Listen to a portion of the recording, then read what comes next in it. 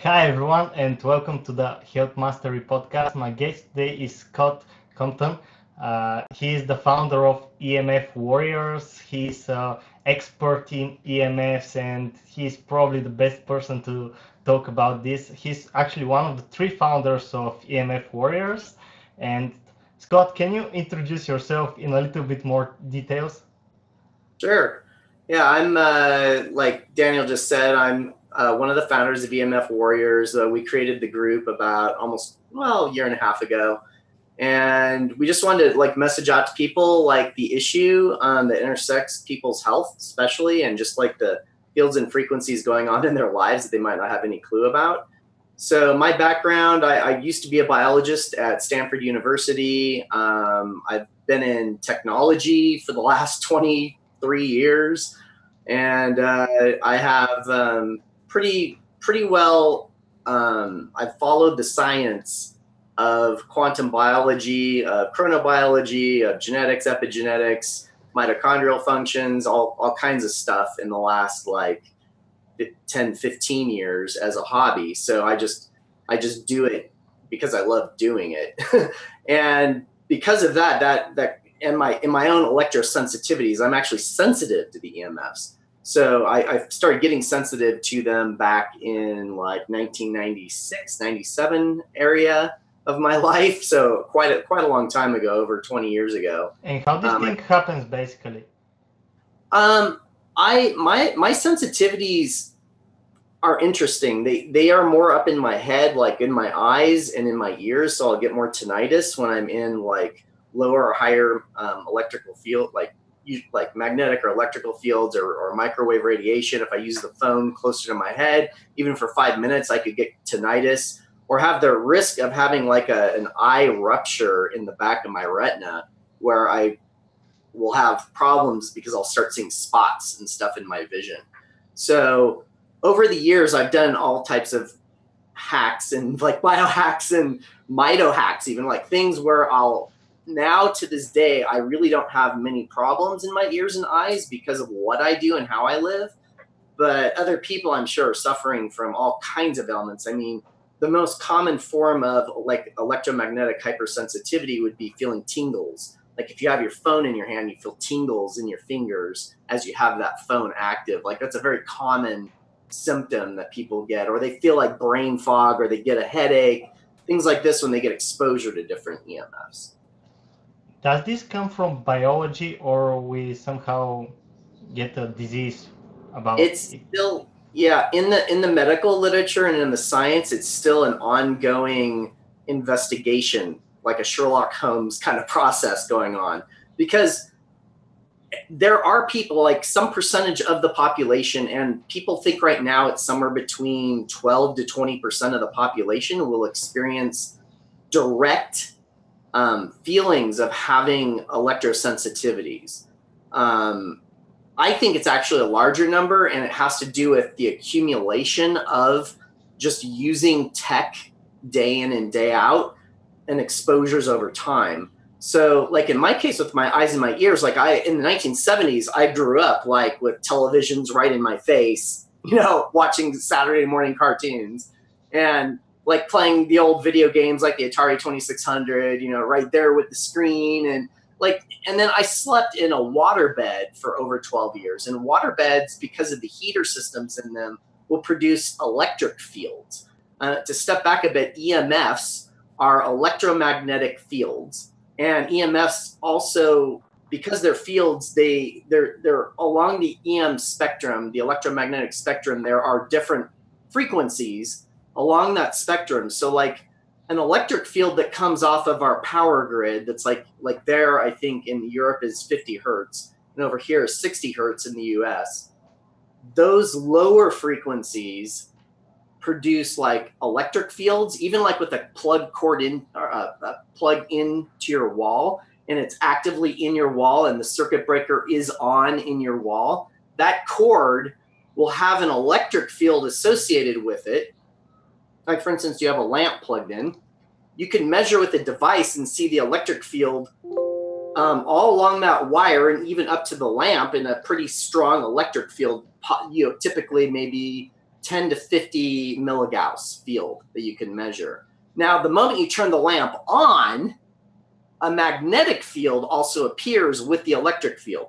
So like when I was sleeping in my waterbed, just because of the heater system, I was getting an electric field and a magnetic field in my bed as I was sleeping, and your body regenerates when you're sleeping. And I was doing this for 12 years. I think that might have led me down the path to being more electrosensitive, because I was in fields and frequencies more commonly, even in the 1980s, right? Where most people don't think even about the lower frequencies these days, because everyone's got their tablet or their phone, right? And they're getting the higher frequencies.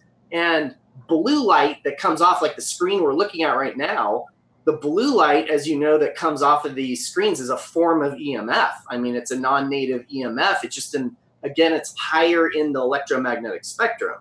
So we have all kinds of these man-made exposures going on around us, and really our bodies, I believe, are meant to be attuned to the natural frequencies of the earth, which is called the Schumann resonance, which is at 7.83 hertz, and then to the sunlight frequencies that come in and are atmospherically filtered, and they're not pulsed like our man-made tech, like off the power grid.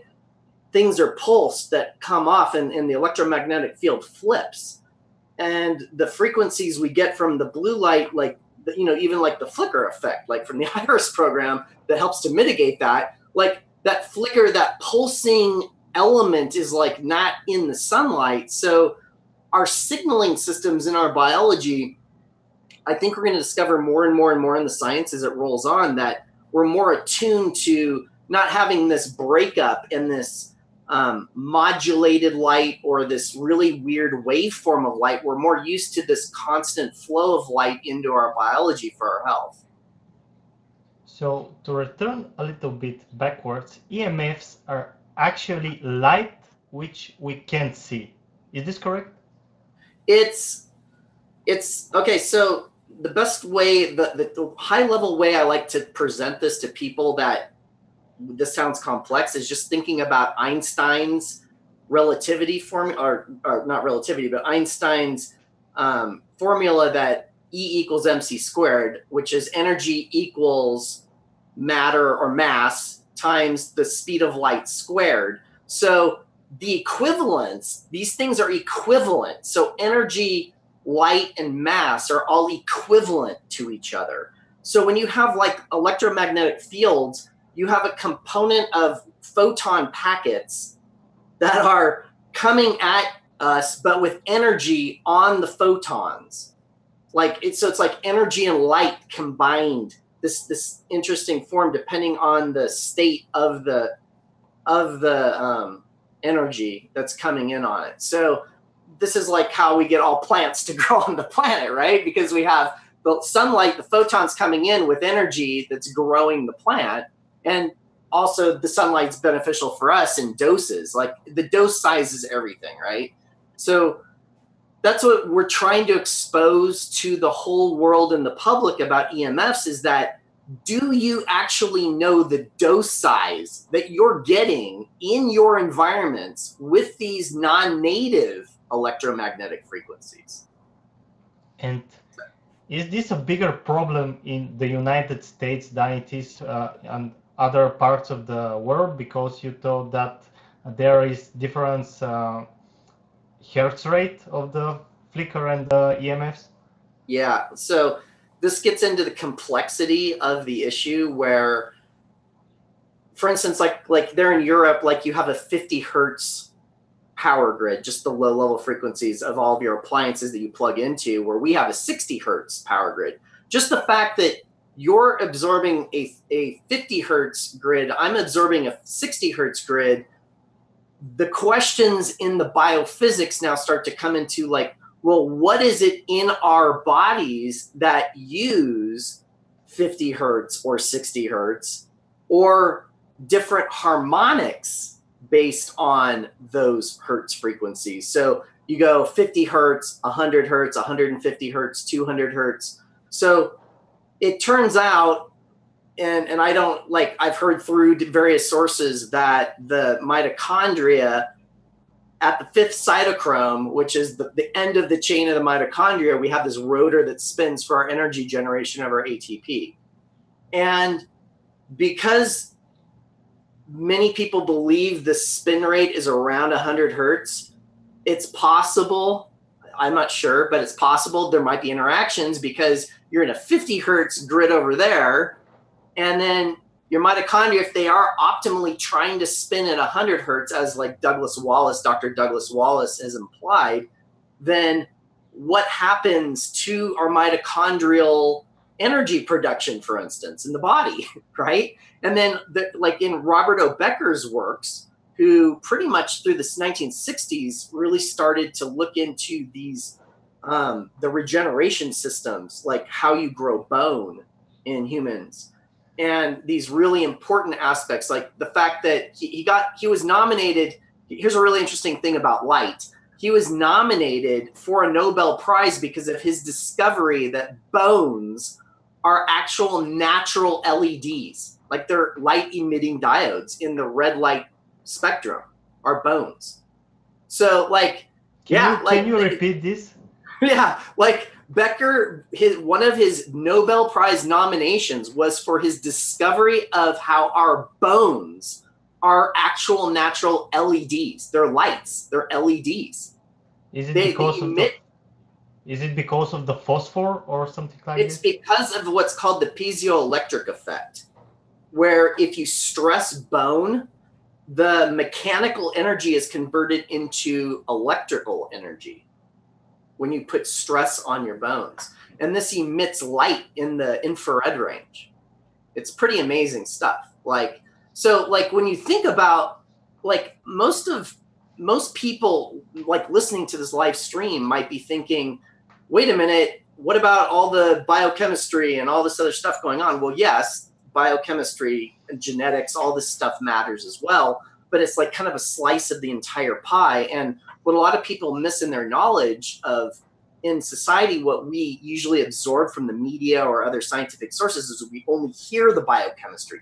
We're not hearing the biophysics as much, all of this interesting mechanics with light and with energy in our bodies. So like Robert O. Becker, he discovered this electromagnetic energy system built into us. And it's even topological, like on top of the skin and where different points conduct electricity through our bodies.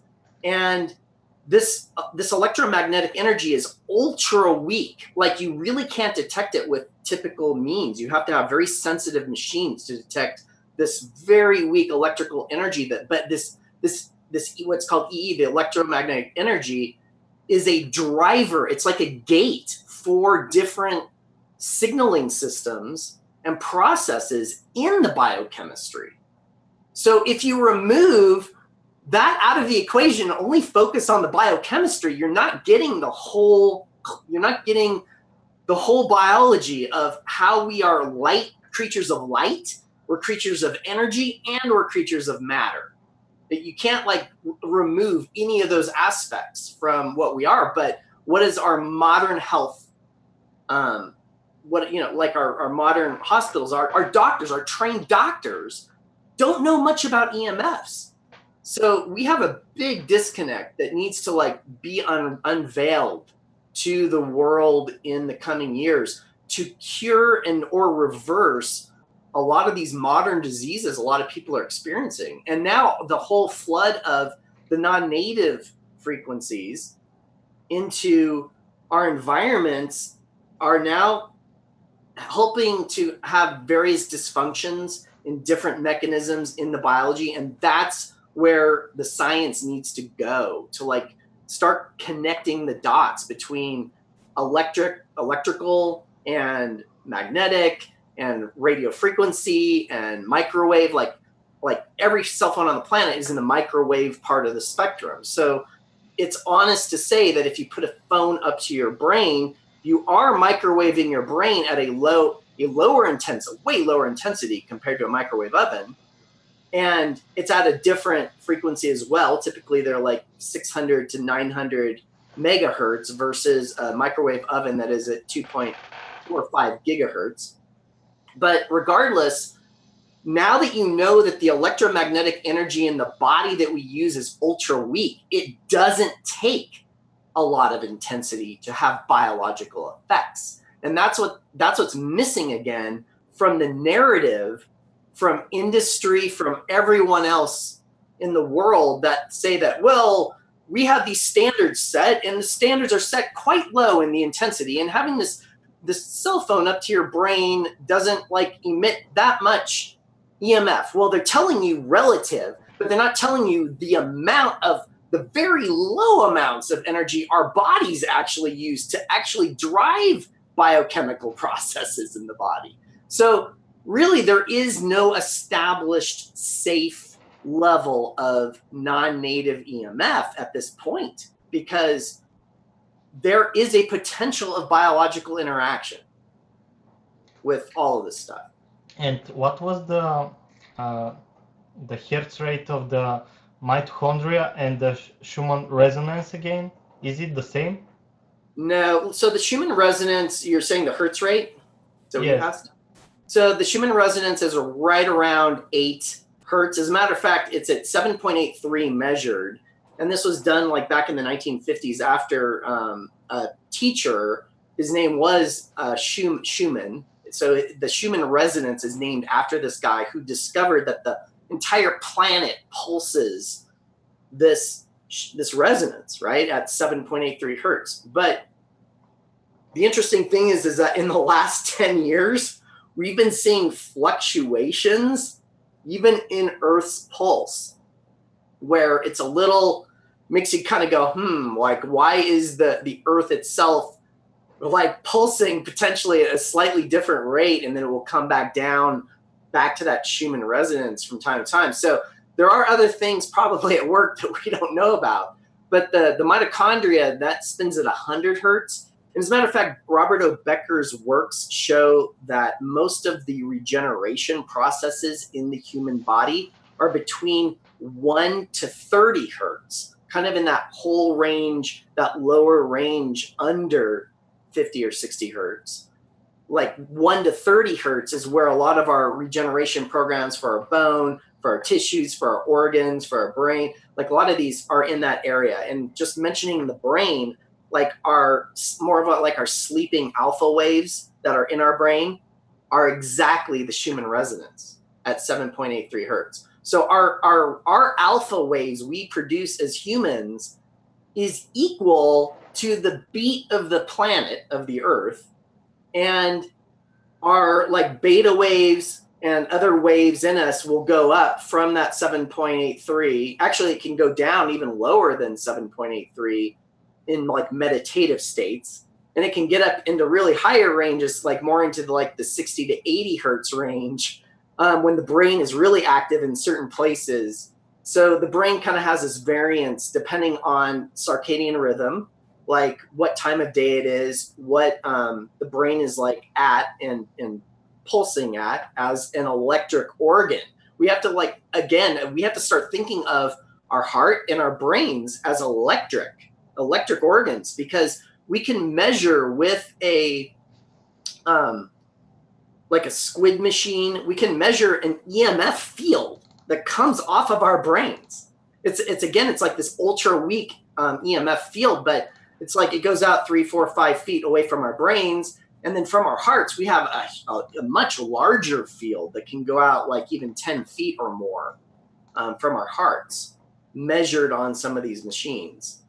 So we are electromagnetic. We are, like I was saying, we are light, we're energy, and we're matter. So we can't just like take that out of the equation like industry likes to do. Like they will take and they'll use like for the SAR rating, which is the specific absorption rate for measuring like what heat effects are going to happen in the brain or in the head when you put a phone against it. And they have a rating system built into every, like all the fine print and all the devices and phones saying, don't put your phone close to your head. They'll always say, they actually don't say close to your head. They say close to your body, because the body can also mean your head, but they don't say your head because everybody's putting it to their head. But the specific absorption rate is based on a military dummy with like a water sugary filled fluid to measure the heat absorption. So it's not even a test of the electrical brain we have. It's using water and a sugary substance to measure should you put a phone or not next to your brain. There you go. That's that's the world we're living in.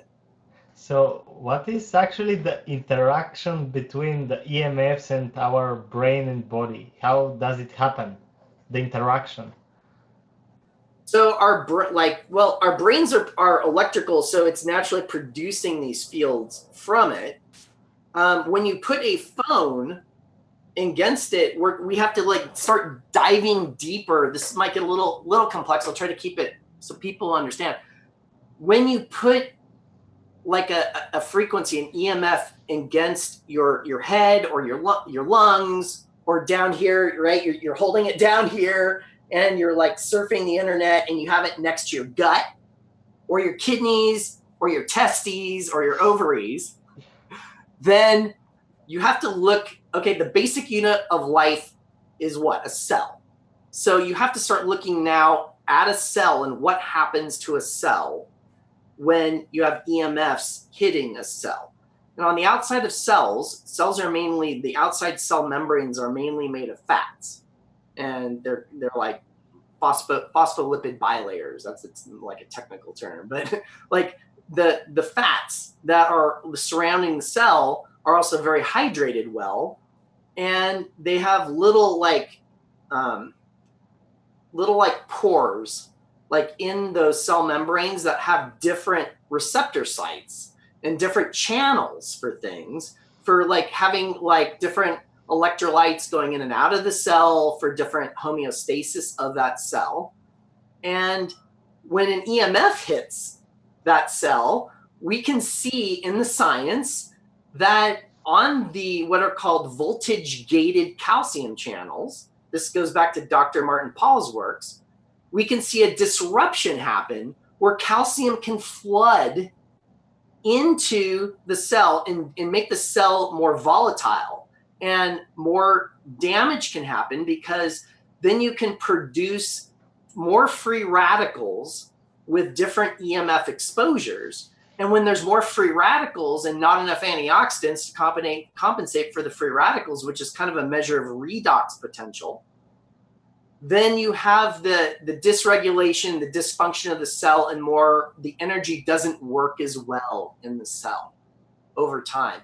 Mutants, mitochondrial mutants can be potentially created. We don't know this for sure yet in the science, but as a cell's health is a relative measure of how well the mitochondria are functioning in there. Because if the mitochondria are producing the energy that the cell needs to live, then everything goes well and disease doesn't try to express itself. But when the energy starts to fall down and the cell can't actually destroy itself even, which is a mechanism called apoptosis, which is a programmed cell death for all the programmers out there listening. Like, programmed cell death is a real thing our bodies do and needs to do.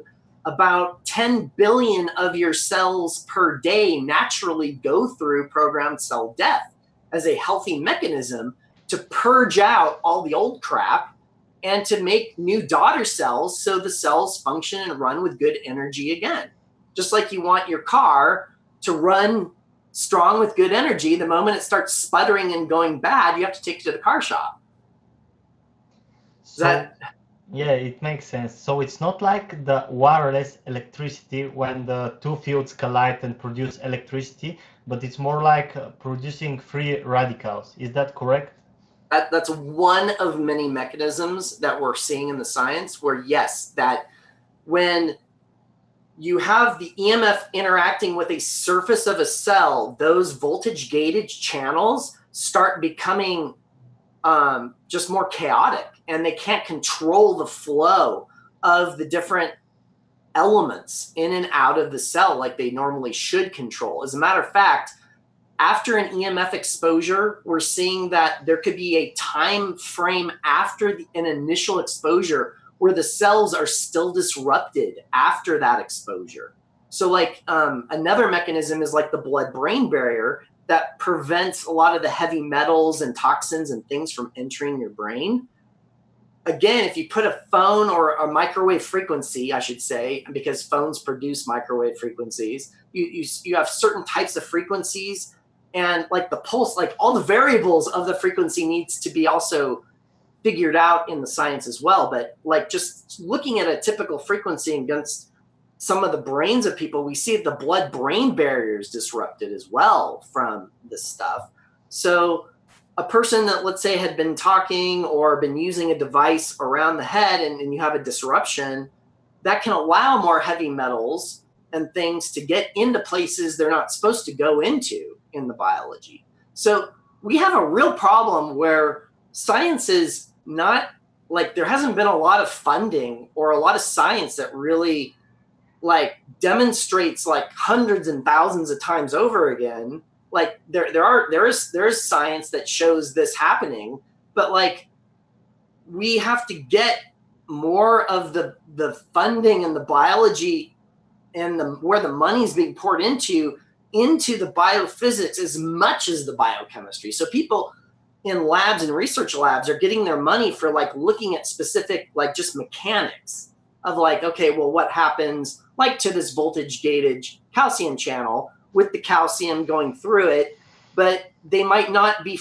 being funded for, well, instead of having, let's say, a aluminum or another mercury or thallium or another element that is a known damaging agent, right? If you get that into your cell, some of these elements are very unhealthy when these certain elements will get into certain spaces in the cell. So they're testing more of these kind of things for heavy metal toxicity, right? Like this is more in the literature rather than seeing a ton of stuff out there, like an equal or equivalent amount of stuff with EMF exposures. So we have like a big problem in the scientific community overall. There is science showing this, don't get me wrong, but it's not like as much science compared to all the other biochemistry that's out there that most research labs work on. So there needs to, yeah, go ahead. Is it because this is so difficult to test and to reproduce? No. Like we can set this up. It's more of a funding problem. Because why would industry that uses technology want to fund or help fund something that could undermine their technology rather than, like, here's the way I see it. This is the cat's out of the bag, the genie's out of the bottle. Like, we know, like, scientists across the world know that EMFs are going to be harmful to people, the non-native, the pulse kind. Now, even the ionizing radiation that can bump electrons out in certain dose sizes are not good for us also. Like when you go through an X-ray machine, right? Or if you get too much UV on you for a prolonged period of time, you don't want to sit out in the sun and get burned, right? You want to sit out in the sun for the vitamin D and the signaling mechanisms, and you get your dose size of the sun. I mean, I love to use this analogy. And this like hits it home. This hits it out of the park for people. Would you ever drink a gallon of water at the same time? Just chug a gallon of water? Of course not, because that'll kill you. You would never drink a gallon of water at once. You do it for the dose size because you have a pint of water to rehydrate yourself. You don't have a gallon at once. So how we are looking at the dose size with the frequency, like all the variables, like the crazy number of variables in place, they matter in the biology. But most people in industry thinking about this have no biological background. So they're only thinking of the physics, the intensity of the frequency coming in, very rarely thinking about, well, is this modulated waveform, could that have an influence on our biology? Oh, maybe not. We'll just like omit that from the equation altogether and just like talk about intensity of this stuff and compare it to the sun, which is a totally, like, it comes in differently compared to like what we produce, but they'll compare it to the sun saying, oh, the sun is so damaging for us. But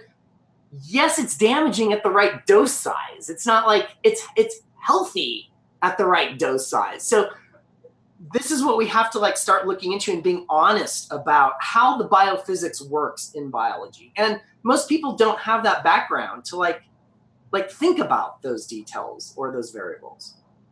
So it's more like because big companies want to produce more technology, and where do you think? Well, yeah. Why wouldn't they? I mean, I'm totally for technology if it's safe. So how do you define safe, right? So I think there can be a marriage between safe technologies and how we use them and our exposures and knowing what we get. But right now it's all hidden. People don't know what they're getting. They don't know their exposures. And it seems like it would be a huge liability problem if suddenly everyone tomorrow woke up and realized, okay, I want to test the EMFs in my house. Whoa, that computer's producing a ton of stuff. How do I mitigate that? Do I have to like put a special cage around it?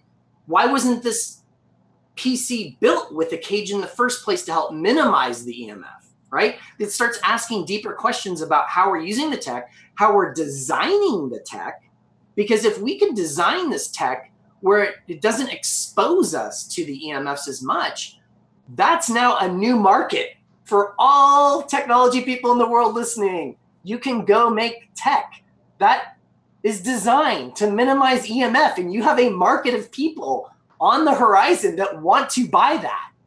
So there you have it. Like, there can be a marriage. It's like, we are not anti-tech. There's no anti-tech about this. Like, it's about logic, using like just not putting our bodies into these kind of exposures, because it doesn't take much intensity to cause exposures. And then our behaviors with the tech is the other side of it that people don't like to even talk about, because everybody's got their device in their hand and they're using it totally at the wrong times of day, crashing their circadian biology, and they're pulsing like right at your hand. Like when you're connected to a phone tower, this device in your hand is producing a lot of non-native EMF in the microwave range, which even if this phone was maybe even 5 feet away, I'd still be getting it hit to some of the topology of my biology. It might not be penetrating deep, like if I had it next to here in my head. It's not necessarily penetrating throughout my skull. It could be. If I'm a child and I have a small skull, it could be just bam right through it. But there's a law in physics, which is the inverse square law, which at least we can use that to our advantage right now. We can pull away these devices farther away from our spaces where we're working. Like right now, I don't know if you can see it, I have a wired keyboard and my monitor is a good 5 feet away. My computer's again 5 feet away. My speakers that emit electrical and magnetic fields are far away. My mouse is wired. So I've got my whole space that I'm sitting in right now pretty much comes down to closer to zero. Although even on my property, there's just background magnetic fields. And a lot of properties just out there because of the power grid and the wires running through the ground or the wires going around your house, like you'll have some like weaker magnetic fields to even stronger fields going on. So when you're sleeping, especially, like I like to turn off some of the circuit breakers to where I sleep, because it shuts down a lot of the natural electric fields that are in the environment. So I'm almost closer to sleeping in nature when I shut down some of the circuit breakers, and I can measure and know my body voltage and what my body voltage is at to know what is actually going down in my system. So this is where EMF Warriors does come in, and it plays just this giant role to like let people know the depth and craziness of the interaction of this issue into people's health. Do you have a measurement device about EMFs, and what we can do basically to remove or reduce the effect of EMF? For example, does iris help? Does caging help, or some other tips like this? Yeah, like especially from, okay, let's talk a little bit about the screen EMFs, like the light that comes off of it. So the different frequencies that come off of your screen, right, are often like, they can go down below 300 nanometer, like into the 300 nanometer range, and then up typically 600, 700 up into the red light frequencies off of your screen. So the screen light that comes off, right, is a flicker effect. And like, programs like Iris helps to eliminate and balance that out. So we're not being like pulsed, like in our signaling systems aren't being hit continuously, like bah, bah, bah, bah, bah, bah, bah, and our irises themselves don't have to react to it and like squint and go like this all the time. So that's helpful, right, in and of itself, but it really goes back to the chronobiology, the circadian rhythm that's built into us. So my biggest hack in the first gateway to health is fixing your circadian rhythm if you can, getting out. What I do, I can't say that I should recommend this for anybody, but I'll tell you what I do. I get out into morning sunlight for at least 15, 20 minutes every morning, as close to dawn as possible. And that will help set your circadian rhythm for the day. And then I try to like weave in, like even when I'm at work, I'll like walk outside just for even 5 minutes, like maybe once in the morning or twice in the morning. And then at lunch, I'll typically go out, and when I have lunch, I'll sit outside eating lunch, or I'll do something at home, or I'll lay out in the sun, or I'll take a bike ride in the sun. I'll do something in the sunlight midday. So it's telling my body, okay, it was morning. Now it's midday. The lux level, the intensity of the sunlight has increased. Obviously at solar noon is the highest lux level. And then later in the day, I'll try to always catch the sunset. And then when I catch a sunset, after catching the sunset, like these are rated blue blockers. I'll even have these on with the iris. So I'm not telling my body through my eyes, which are your eyes are your gateway to your brain. Your eyes are your brain. Think of your eyes as your brain, because do you want to tell your brain at 10 o'clock at night, where you are right now in Europe, do you want to tell your brain that it's actually noon right now? No. You want to tell your brain it's getting close to sleep time. So you start producing more melatonin, which is a free radical scavenger that helps prevent oxidative stress in cells. So having more melatonin you generate naturally is a beautiful thing, because you're helping to fight the damage we received from the free radicals earlier in the day. And if you're not blue blocking in the evening with these frequencies, you're just telling your biology it's still noon. And then when you sleep at night, you're not getting the power of the medicinal power of your biology just naturally by creating melatonin and by like regenerating deeper. Like if you sleep really deeply, if you're dreaming, it's a very good sign your circadian rhythm is in good check, like it's working well.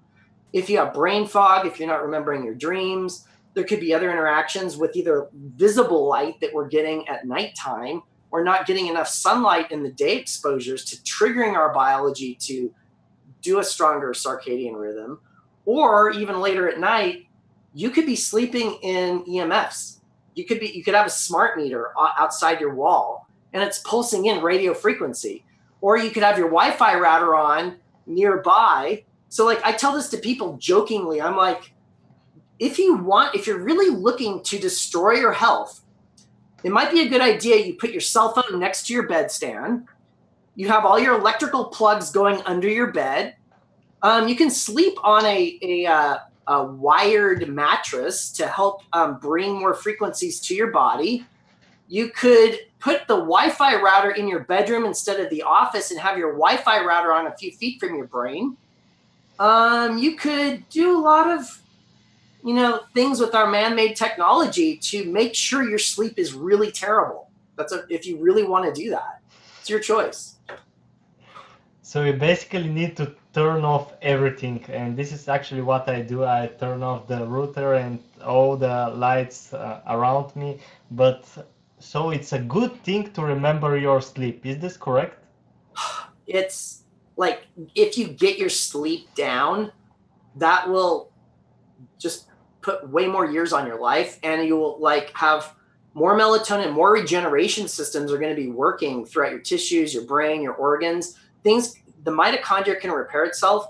And what I was saying earlier about apoptosis is very important, because imagine if your cells did not have programmed cell death and they were just using Franken cells, right? Like instead of like cells that are kind of zombie-like, that are half alive, and your body's working off of those instead of killing those zombie cells and creating better, healthy cells for your energy in your body. Because what we see in the science is that when you have these lower energy yield cells going on and the mitochondria will get damaged, then that's when you're risking a disease expression later on. So if your body stalls with the apoptosis and it doesn't actually cycle out and your apoptosis is almost shut down, then that's like one of the two major ways you can get cancer. Can you repeat this for Yeah. the listeners? It's really simple. If your programmed cell death, which is apoptosis, starts slowing down in your body and it's not killing off the bad cells and regenerating them with new daughter cells, it's one of the two main gates for the expression of many cancers. And it slows down when you're not getting enough sleep and when you're exposed to EMF. Yeah, our circadian rhythm, well, like apoptosis is stimulated by many different mechanisms, including sunlight. And like there are certain known biochemical substances you can eat that claim to help with stimulating that. And in the mechanisms, it looks like they probably do. What are some of them? What's that? What are some of these substances? Well, you have to know deeper the biology. It goes into the mitochondria, and it goes into, there's a place in the mitochondria that is a kind of like the information that is the programming for programmed cell death. So the mitochondria is a controller for apoptosis. So if your mitochondria are not functioning well, then your apoptosis just will naturally start slowing down. And I don't want to make this too complex, but like this is why certain types of foods like carotenoids or even chocolate, like dark chocolate, has some like resveratrol and PQQ and some other things that your mitochondria can actually use to help boost your mitochondria. But it's not really a great strategy. Like even like the whole new like cannabinoid oils, right? Like the CBD oils, they're working really well to help with the stimulation of apoptosis. So it's not just like, and I don't take it. I just know that there's the endocannabinoid system built into complex 4 of the mitochondria.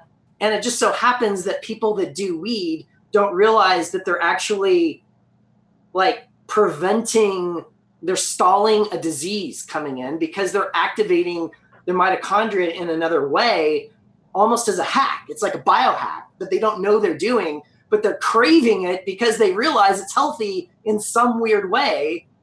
This is what's going on. We have the endocannabinoid system built into the mitochondria. If you activate that more, it stimulates that control center to make the apoptosis working better. And that's just like one part of the mitochondrial chain, though, because this entire electron transport chain has to work correctly. So it's not just about complex 4. It's also about complex 1 and 2, that like if you're eating more carbohydrates, you're activating complex 1 more.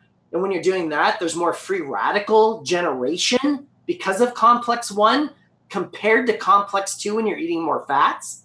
So when you're eating more fats, you're going to be just naturally creating less free radicals compared to if you're pounding complex 1 by eating more carbohydrates. So like there's different strategies. It's really interesting. Once you learn about the mitochondria, you can start thinking about the different strategies on how you want the energy to actually, that ATP to be generated in your cell. You can basically generate ATP with both chocolate and carbs, and with both fat and low carb diets. Is this correct? Absolutely. As a matter of fact, when you use fats, it's way more energy efficient because you produce way more ATP compared to when you do carbs. That's why like when you see marathon, I ran a marathon, right? Back in 2002, I ran a marathon. And what was I doing at the time? I carb loaded. And like every 3 miles along the way, there's a carb station for refueling the carbs back into you because it's a short energy supply. You get carbs, you get the short energy supply, you're good for another few miles, you burn out the carbs, you have to refuel again. Well, guess what? If you use more fats, you get more energy efficiency. You don't have to have a carb stop every 3 miles. And you right? can actually go to the this so-called black spot when you switch to fat, right? In the marathon. Well, like you basically go through this process in cytochrome complex 2 called beta oxidation, where you're burning off more fat. It's a kind of like it's actually a very interesting weird part of the subunit of the mitochondria, because this part is actually coded for in the nuclear genome of our body in complex 2, where complex 1, all the machinery is coded for in the mitochondrial DNA. So there's different, like the mitochondria is this really crazy integrated piece of machinery built into us for generating energy, because there's all these interlinks from the mitochondrial DNA. Like when I say this, I'm literally saying there is specific DNA that's only in your mitochondria that's inherited through your maternal line. So from your mother, you have your mother's mitochondrial DNA in you, not your father's. And that mother's DNA in the mitochondria codes for much of the energy generation systems in our bodies. So, and it's a different form. It's not wrapped up in like a double helix. It's actually got a circular kind of pattern to it, almost like a donut, and it doesn't have histones and other protection wrapped around this part of our DNA. So it's more exposed to the elements, if you can think of it that way. So that's why like all these new diseases with our technologies, I believe, are very tightly linked to the less protection our mitochondrial DNA have compared to our nuclear genome. Your nuclear DNA determines like your hair color and your eye color and your body size and like just all the basic foundations, like the structure of yourself, more than the mitochondria is like the energy management. So like to programmers and designers out there in the world, we like to say this analogy, like your mitochondria is like the software that can plug into your nuclear hardware, and then you can manipulate the energy like within the mitochondria. We can manipulate it with food, right? What food we choose. We can manipulate it with different substances we take in, and we can manipulate this with light, like getting out into the sun to charge your system, to get your redox working better, because that mitochondria is creating water. It like produces carbon dioxide and water as the exhaust out of the mitochondria. And that water is very healthy water that your mitochondria makes. And this is where this gets into water physics now, with how to charge up this water lattice to make the water even more efficient for energy in your body. So being in the sun, at least getting some red light specifically from the sun into your body, can really help the water physics also work well in your body.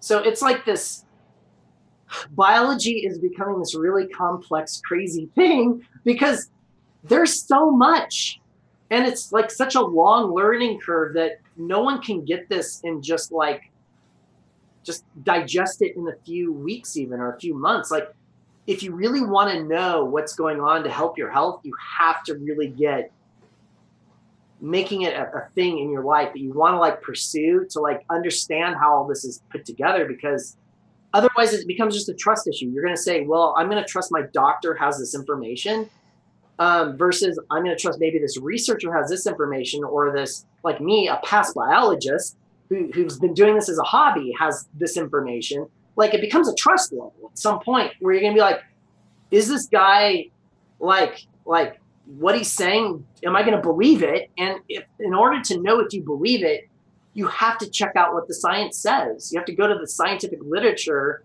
and then start connecting across the disciplines.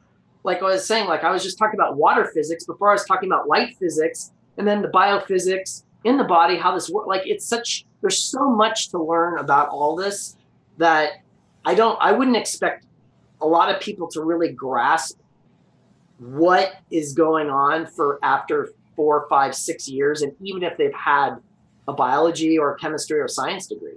It's intimidating, but there are enough people out there now that know what's happening, and our researchers are very specialized in their areas that they can, go to other researchers that are specialized in other areas, and hopefully if they're communicating, then they start also connecting the dots, even in the scientific community. And can we say that the biggest booster to the mitochondria is the sunlight, actually? Yeah, it's like the first driver. I mean, a good way to think about this is a plant, like a potato plant. Potato plants have chloroplasts in them, right? For gathering the light energy. Everybody knows a chloroplast is for photosynthesis. And what photosynthesis is doing is growing a plant from nothing, this little seed into a nice plant. But most people don't realize there's a lot of mitochondria in a lot of plants as well. And the mitochondria in a potato plant, is actually quite strong. Like there's a lot of mitochondrial density in a potato plant. So plants use both systems for working, for like using the mitochondria for energy and using chloroplast for energy. But what's interesting is when we look into our bodies and like our blood system, our hemoglobin, if you look at the hemoglobin molecule compared to a chloroplast, you'll see like in an image side by side, they look almost identical. So this is like this, back in like 2014 on Dr. Jack Cruz's site, he started putting this up and just blowing people away, because when you see that the chloroplast and the hemoglobin, when you actually look at them through the eyes of a biologist like myself, I see that they look visually like a solar panel. They look like an actual photoreceptor, right? Like they absorb light, because in the center of the chloroplast, center of a chlorophyll. Chloroplast is the organelle. In the center of the chlorophyll is a magnesium element. Magnesium stuck in the center, and you can see 4 like little solar panels around the magnesium. And then when you look at a heme group off of your hemoglobin, you see exactly the same thing. You see 4 solar panels with iron in the center. So what this is telling us is that when you expose your veins and your arteries to sunlight, especially the red light that's coming in, and even the UV light that's coming in, the charge change can happen, and you can absorb some of that energy into your blood. And a lot of like, this reminds me of a lot of red light, because it enters deeper into our body, right? Well, red light because it enters deeper, but also red light because it interacts with the water lattice more in your blood. And your blood is like 95 to 98% water, because it's like rivers running through your body. So it can help charge up and just promote the benefits of the charge states differences and pull more energy into your body. But also all these other mechanisms are happening, like the different proteins can be changed to different proteins with light interactions, proteins our bodies might actually need that they're lacking. So we can produce, and different hormones, right? So like tryptophan and tyrosine, they produce different neurological hormones like dopamine and serotonin, melatonin. So like a lot of these mechanisms where we're getting, like we eat the basic food stuff, but then what do you do with that food stuff once it's in our body? We convert it to the things we need, and down in the cells, deeper in the cells in the mitochondria, that electron transport chain, we break down the foods to push protons and electrons. The protons are like in this gradient, but the electrons are being used off of the foods to interact with oxygen to drive this entire chain of event to spin this rotor at the end to produce that ATP. So at the end of the day, it's like, that's why you can use carbs and why you can use fats, because it's really not about the carb and the fat. It's deeper than that. It's about the electrons and the protons. That's what's important, and how we're using them. So that's why when a lot of people, we even advocate this on EMF Warriors, we like to see people go out and ground themselves in nature, because grounding can help balance out and pull more electrons into your body just by touching the earth, if you're in a non-electrified place, right? So by doing that, and like I like to think of the animals around, like I have a lot of deer and squirrels and bunnies out where I live, and they're forced to be out there at sunrise. They're always touching the earth. You know, they're walking around, they're in sun all day long. They're not putting on sunscreen as little bunnies. They don't wear sunscreen. You know, they don't get sunburned. Now, granted, if you're out in really high intensity sun down in the tropics or whatever, you'll see the animals, they'll go into shade. They'll go under trees. They'll go behind a rock. I mean, so they just naturally know to, like, when they want the sun, when they don't want the sun. And they're always grounded to the earth. Like an elephant has no choice to be grounded to the earth. What's interesting, of all the species on the planet, elephants have the lowest cancer rates of all species on the planet. Now, it could be related to grounding and sun because they're always in it, but they also have some other genetic benefits built into them. But like, when we look at wildlife and we look at how things live, and we're like, wait a minute, they're not coming down with why isn't that squirrel coming down with Parkinson's disease? You know, why isn't that bunny coming down with autism? Why isn't that, you know, like, we can start thinking about how, as a reflection point, how animals are getting the benefit and they're mitigating problems in their worlds because they have no choice but to be in the sun and to be grounded. Super awesome. And so one of the tip is get more sunlight. Second tip is get grounded. So you get electrical charge to your body, right? Well, I would say be careful, because like you need to acclimate to the sun. It's not like, yeah, we do need more sun, but be logical and reasonable about it. First research it. And like in the springtime, I start getting out and exposing myself. But even me, I'm pretty fair skinned. I won't go usually beyond an hour, hour and a half, because I'll risk getting burned, right? And I'll cover up some of the more sensitive areas. Like I won't have like my direct face in the sun, but I'll be getting the ambient light, you know, from the sun. Like I'll just put on a hat, right? Or I'll turn my body over every 20 minutes if I'm laying out, so I don't like over fry one side. You know, you just like are reasonable about it. But like when I was 12 years old, I would go to Hawaii, and as a kid from Oregon, I had no sun exposure. Then I drop myself into Hawaii, and the first day I jump into the Pacific Ocean, which is one of the best grounding places on the planet, is to be in an ocean, by the way.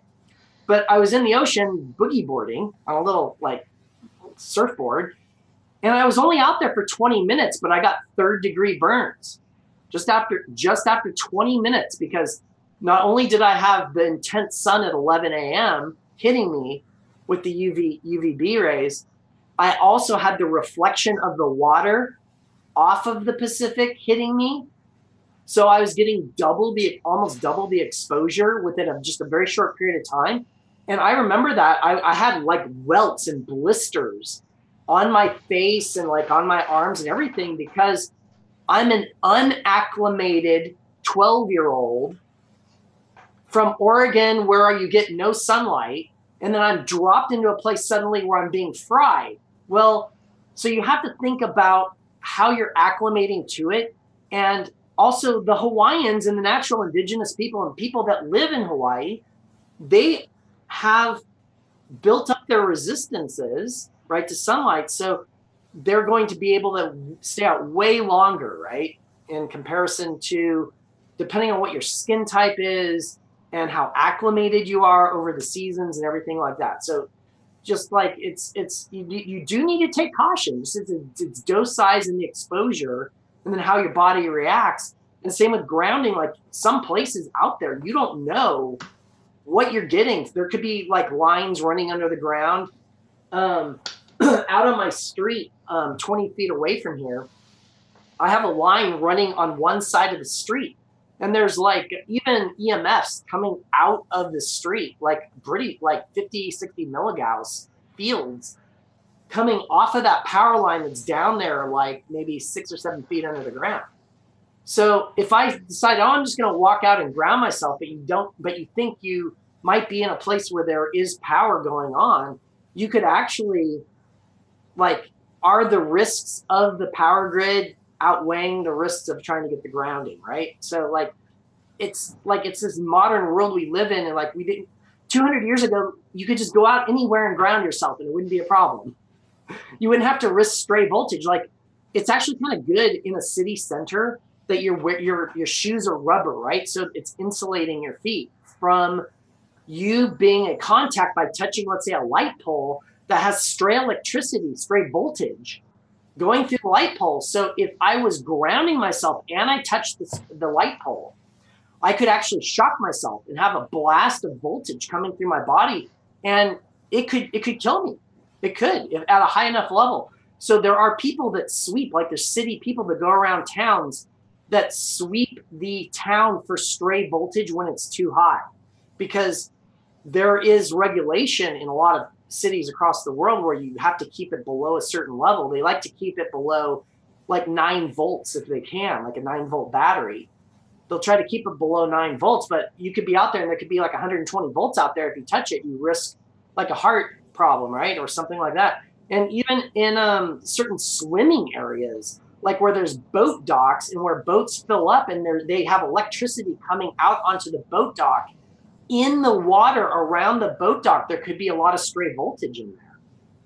So people have gone out going to go swim. They get voltage into their body and it locks up their muscles. And then they can't swim and then they just sink and they drown. Like, this has happened in certain places. Do you have some other EMF hacks? I have a lot. Yeah, sun is good. I'll try to get as much, like I'll try to do the sun for the circadian rhythm.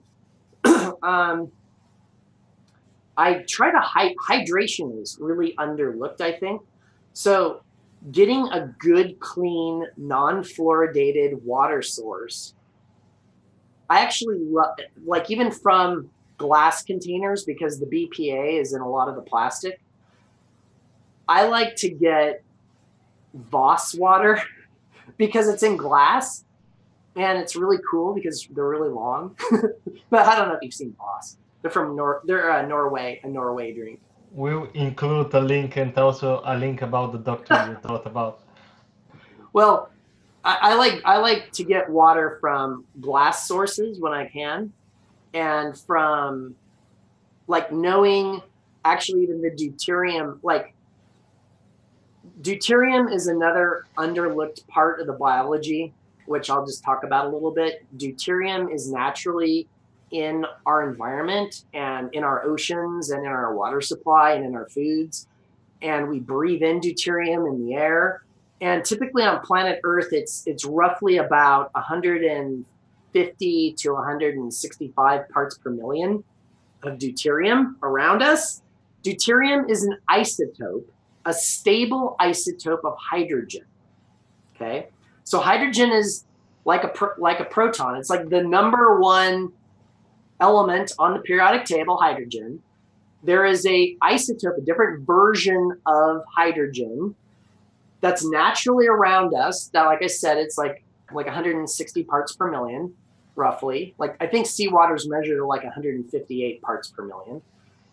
And our biology uses deuterium for certain things, but it actually is a detriment to our biology for other processes, especially some of the energy generation processes in the mitochondria. So when you have a deuterium isotope attached to a protein, for instance, that there's an extra neutron attached to the like deuterium is just basically hydrogen with an extra neutron in there. And because the proton and the neutron are about the same mass and size, it's almost like you're doubling the structure of hydrogen when you attach it to like a protein or to part of the machinery in your mitochondria. So what that does is it causes protein folding problems where the proteins don't work as well as they should, or they might not work at all. And it can have an effect in other ways, basically in the cell, which if you have a lower, like we're finding if the deuterium content in your body is low enough, then it helps your body work. But like earlier in life and in other processes, and like where deuterium is supposed to work in your body, it's like kind of pulled out and used for its own purposes, right?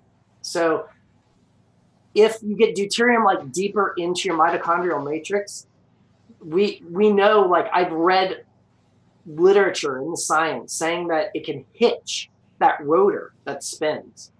Like if there's deuterium there, if there's too much deuterium around, that rotor that generates your energy for your ATP doesn't actually work like it should, because it's not actually keeping that Hertz rate. It's like hitching and like stopping that rotor from working that well with like higher deuterium content in your body. So that's a lot of this, I think, will be more known in the science, but like even deuterium goes way, way back because it's used like in nuclear things, right? Like we know like on the planet Mars, like the surface of Mars has like 400 to 500 parts per million of deuterium, like on the planet. Like deuterium's used as a marker for like different like experimental tests. Like you'll test deuterium versus the deuterium amounts versus the hydrogen amounts. So it's used as in the science for all these other reasons as well. But I know that certain waters that you drink are going to have lower deuterium content in them. So that's another hack I do. Like I'll drink the Voss water, or I'll drink like even Evian. Because Evian water, I know what it's been tested at, and it's lower compared to some of the other sources that are tested being higher. Now, of course, you have to look at statistical testing, and every batch of water you get is going to be a little different in the amount of deuterium in it. And like some of the glacial runoff, like from Icelandic water, like the Canadian glacial water, some of the deep well water, some of the spring water, like a lot of the stuff, depending on where it's sourced from, might be way lower in deuterium content. So it's kind of good. Like I like experimenting with different water sources because I view water as more valuable than food. Water to me is more valuable than the food we eat, because I know I'm always going to be eating food. So, but like you're going to be like constantly flushing water through your system, right?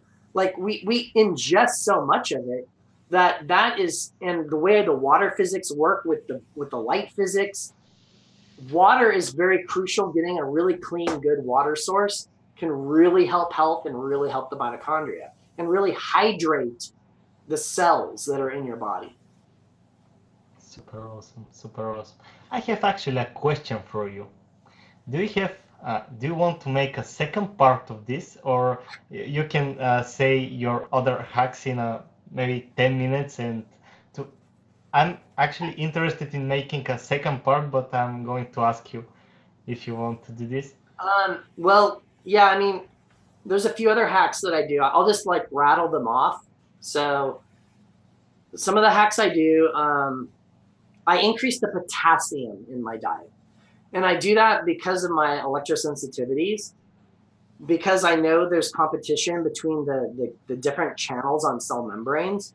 So I'll purposely find foods that are higher in potassium content and take those in, especially being more working and being around electrified and EMF environments, because that helps as a little bit of a mitigator, a tiny bit of a mitigator, just to help things work better. Knowing that my sun and my light and my water and everything is also working well, right? The circadian biology has to be a given. The days, especially, I like stay up late. or if I wake up too late in the morning and don't get outside, I'll just feel for the day. You just feel like your energy's zapped. So the potassium I actually use it's almost kind of like a cheat. And I almost don't even want people to know I do this, but like I'll take just a little tiny pinch of salt and I'll put it under my tongue. And the salt I use it's a mixture of Celtic salt or French salts. And it's like about half of that with like what's called no salt. And there's a product called no salt. And this no salt product is made with potassium salts. So it's like a higher source of potassium in the salt. So I'll mix it so I'll get like a lot more potassium into my salt. I'll take a pinch, put it under my tongue. And that will like give me a little energy boost for an hour or two, because it just works in the blood chemistry and helps things out overall. Like on days if I play soccer or football, right? So if I'm playing a lot of football, which I have for 30 years, I'm more European that way. So I'll play. By the way, yeah, the World Cup is like everybody's looking for like France and is it Croatia or what's? I'm actually working really hard these days, and I don't have a time, but I'm going to watch the entire World Cup after it finishes. Yeah, it's coming up here like in a day or so. But like the days I play soccer or I'm out doing yard work, or it's really like I'm really stressing my body out, I'll lose more salt with sweat. So I'll want to put more salt back in, but I can even run the risk of getting a heart palpitation. Like I'll feel my heart just going, beating weird. And that's because it usually I found for me is when I've lost too many electrolytes, and I might have been hydrating a lot, but I'm not getting the electrolytes back. I'm not getting the salts back. So for the blood chemistry, so I'll make sure that I have enough potassium coming in, and I'll use that. But I'll like I said, I'll first use foods, but I might use a salt to do that. So the other major hack that I'll tell you about is intermittent fasting and fasting overall. Using fat for fuel. Yeah, well, exactly. And fasting literally promotes ketosis in the body. So like right now, like every day of the week, I'm usually doing somewhere between a 16-hour to a 20-hour fast. And then I'll have about like a 4 to 6 hour window where I'll eat my food in the day, and I'll usually eat it in the morning. And then by nighttime, I'll be fasting all through the night anyway. So by 10 o'clock at night, I will take a little bit of salt under my tongue just to get that little kick back in again during my fasts. So I've learned this over time to do that just because it keeps everything regulated really nicely with the electrolytes in the body. Because when you're fasting, you're right, it breaks down the fat. The fat turns into 83% carbon dioxide. So you're breathing out a lot of the fat, and it will turn the rest of it into water, which is like 17% remaining in that. And that's why typically a person has to like go to the bathroom, pee really bad in the morning, or get up in the middle of the night to pee after a really long fast, is because the mitochondria are really cranked and they're like pushing out a lot of water into the mitochondrial matrix, which pushes more water out through the body, gets rid of and purges a lot of the bad stuff out of the body, as we know, to get the body working more efficiently. So the fasting, like I'll typically do, like I said, usually maybe like even once or twice a week, I'll still only go down to like I'll go back to like 3 meals a day and typically stop eating.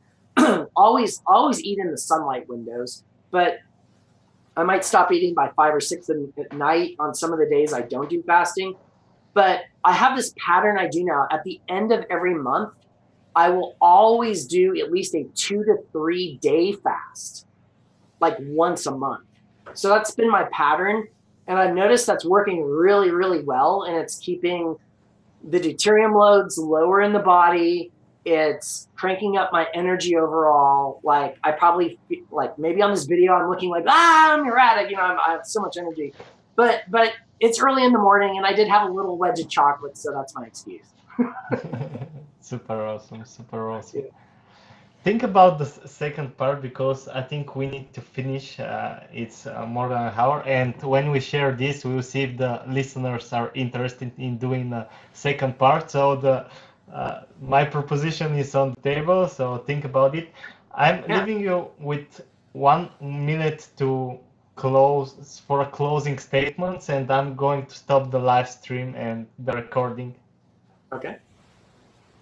So yeah, at EMF Warriors, we just like I like to post things that relate to all of what I just talked about. Like we dive really deep into the EMFs, how to mitigate like your environments, like what you can do to like, reduce your exposures to the EMFs around you, but also talk about the positive side of EMFs. Like most other groups just haven't done this. And like we are electromagnetic as living beings. So we have to like have a very strong logical approach to let people know that, hey, we are emitting EMFs. The EMFs come off of our planet naturally with the magnetic fields. Like this is a normal physics thing, but we're getting the way we're changing the EMFs is really at the heart of the issue, and it's causing problems, and it's causing problems to our health. So I put up all the time on EMF Warriors, all the biology stuff that have more direct correlative links to the EMFs for people, so they kind of like can start seeing this connection point, like all like what I've known about for decades, right? Like to like really get them starting to see things through a different lens outside of the normal lens that the medical profession are really seeing things through the biochemistry, and that's fine, but they just don't talk about these other sides of the biology that are there, and that's really at the heart of the problem. Super awesome. Thank you very much, Scott. I'm going to stop the Facebook live stream right now.